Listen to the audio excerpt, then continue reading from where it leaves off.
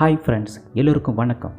நடிகர் சூர்யா நடிப்பில் இயக்குனர் சிறுத்தை சிவா இயக்கத்தில் ஸ்டுடியோ கிரீன் நிறுவனம் தயாரிப்பில் பிரம்மாண்டமாக கங்குவா திரைப்படம் உருவாக்கியுள்ளன. இந்த படத்தில் சூர்யா அவர்கள் 2 வேடங்களில் நடித்திருக்கிறார்.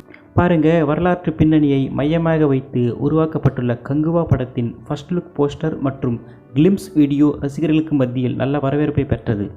இந்த படத்தை பற்றி பார்த்தோம்னா, இந்த படத்திற்காக படப்பிடிப்புகள் கொடைக்கானல், கோவா, தாய்லாந்து, சென்னை உட்பட இடங்களில் எடுத்திருக்கிறார்கள்.